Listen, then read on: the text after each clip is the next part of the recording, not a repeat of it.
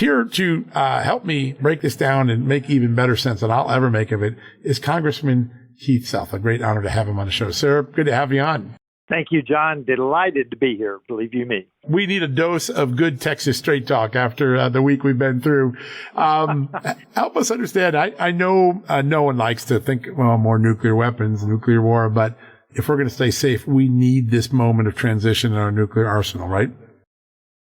Well, I am delighted with the president's announcement because I commanded a special forces detachment. We carried around a little nuclear device, and I stood strategic nuclear watch with the responsibility, should the National Command Authority launch the strategic nuclear weapons, the ICBMs, the submarine launched, and the aircraft. So That's my experience. You're pretty close to it, yeah.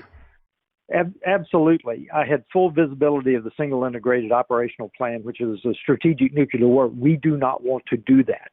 Strategic nuclear war is unthinkable, but our nuclear weapons are our ultimate deterrent. We have to understand they are the ultimate deterrent. We must have the best, the most recent. In fact, during the Soviet era, we didn't know if the Soviet missiles would come out of their holes. We do not want to be in that position, John. We must have the latest nuclear testing done in the computers and done subcritical. We're not going to start blowing things up again. Yeah, I want people no to mushroom understand clouds, that. right? Yeah. We can do this in simulations now with modern computers. We can do subcritical testing, which does not include a critical mass explosion. So people just need to understand this is absolutely necessary in order to deter our near-peer adversaries, which is China and Russia, as you say. Yeah, it is such an extraordinary moment. And as someone who actually had such visibility into the arsenal, it really is vintage 89, 90-ish sort of time frame. We made some gains, I guess, with President Trump in the first term, but it's still pretty antiquated. And that, one system failure could be a catastrophic failure, right? Well, absolutely. It goes all the way from the actual mating of the weapon, of the warhead, to the missile or whatever you're firing. All of that has to be kept up to snuff. It has to be modernized.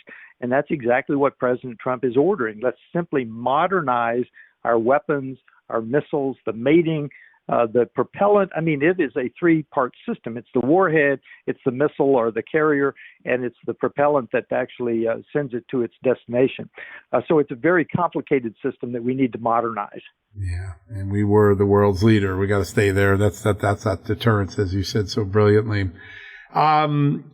Does Congress, does the policymakers who make these decisions, are they in a good position? Do they have the resources to make sure President Trump can do the sort of modernization that keeps us safe and sound at night? Yes, the one big beautiful bill, now called the Working Families Tax Cut, included the funds to do this, and I have no doubt that it will be done. It's absolutely critical. Yeah, that's really, really important. You have been an important voice of moral clarity on another crisis in the world that doesn't get discussed enough. And we talk about it here a lot, but it's hard to find many other media sites that do until last couple of days because President Trump catapulted it to the forefront. But the slaughter of Nigerians, Christian Nigerians, is a humanitarian crisis. It is systemic. It is a religious war in a country divided between Muslims and Christians.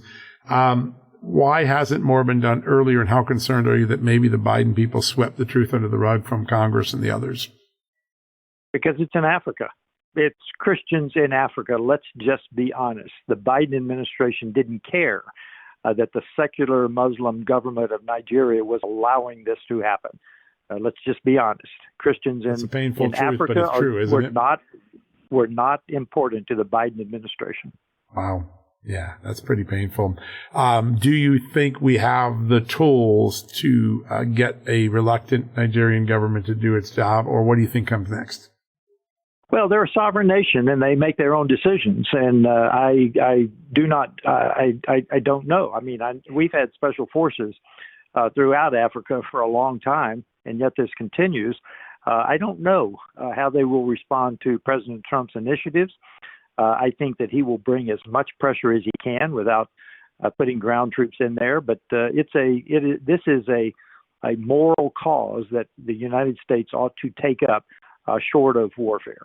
Yeah, and it seems like our president has picked up right from what you've been so eloquently helping educate the public about. We've got the 30-year African trade deal, I guess it's called GOA, if I remember correctly, on the table for the end of the year. Is that a potential trade mechanism? If Nigeria got cut out of that, it'd be pretty painful, huh? It would be, and one can hope they would respond to that. But again, they're a sovereign nation; they make their own decisions, and we need to bring the pressure we can to bear, and see if they'll make a smart decision. Yeah, that's a really important point.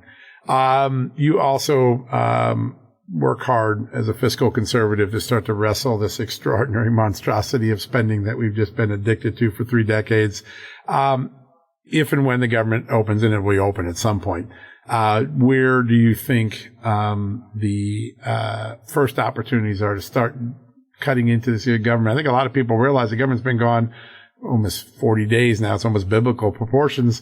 And yeah, people, there are pain points, particularly with food benefits and salaries for federal workers. But some of the other agencies, people probably don't even know they're not working because there's been no change. Is there a chance to use this as an education moment to shrink down where we've gotten so bloated?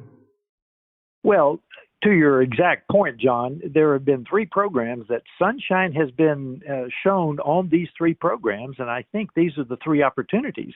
The COVID-era temporary subsidies of Obamacare, the SNAP program, and the H-1B program. This shutdown, tragic as it is, we've had sunshine shown on these 3 programs, and now people realize the fraud, waste, and abuse that goes on in these programs. Under the COVID-era subsidies, the federal dollars that go directly to the insurance companies. I mean, it's almost criminal. The SNAP program, the illegals that are on the SNAP program. Why do we have 12% of Americans on the SNAP program? And then the H-1B program. So those are the 3 programs that I think may have opportunities. Yeah, that's really, those are pretty remarkable. And there's some big savings. We're talking billions, not millions, right? There's some big savings to be had there. Well, just the temporary subsidies, that's $350 billion over 10 years. They are huge. And no Republican, look, we need to understand, no Republican has ever voted for any of the Obamacare subsidies, either the normal subsidies or the COVID-era subsidies, the temporary subsidies. So for Republicans to start voting for Obamacare subsidies now would be tragic. Absolutely tragic. Yeah, I think that's exactly right. And is there a medium down? There's some really fascinating data, like 40% of people never actually get any benefit or ever draw down on their insurance plan, and yet the insurance companies get to keep them. There are people that are at the highest levels of earning incomes. Do you think in the short term there's a deal where you cut out the wealthy and the unused, and insurers only get to keep what those in need have, and then you start working towards a reform? Does that seem like a 2-step process to you? Or do you think it's just a one-time overhaul and Obamacare gets completely changed? I think it's both.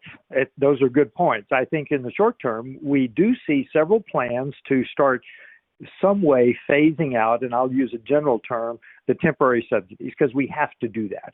When you have when you have policies that have no claims that the federal government is paying the insurance companies, that's criminal.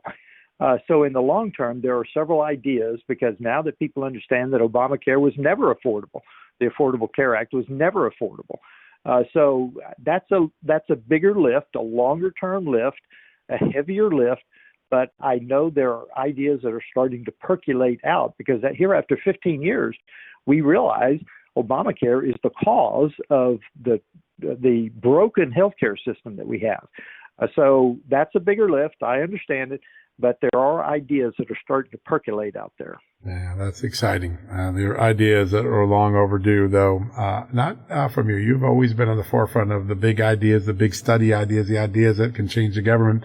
I had another one of your colleagues on, and he must have saw one of your tweets because he was calling you an overachiever, because a lot of people took notice a few days ago. You have had a significant 100% rating from conservative groups. Like, it's really rare to see someone get all the conservative group rating you at 100%. Somehow you managed to do that. What's that? There's some members out there wanting to know what the secret is. Well, I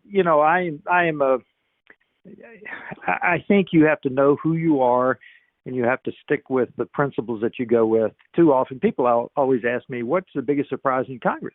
My biggest surprise is people campaign one way and they vote a different way, and I don't understand that. So that's, know who you are before you go to Congress so that you can withstand the pressure. Authenticity. And when you get Heritage Club for Growth, SBA Pro-Life America, Gun Owners of America, American Energy Alliance, all having 100%, that is quite an accomplishment. And I noticed some of your colleagues notice it, which is wonderful to see. And congratulations. That's a big and rare occurrence in Washington. Congressman, it's such a great honor to have you on the show. Thanks for educating us on the nuclear weapons and Nigeria and the shutdown. Big battles ahead, but I think the country's going to be better off when we're done with them. Thank you so much, John. It's been great to chat with you. Yeah, you as well. Always an honor to have you on the show. Thank you so much.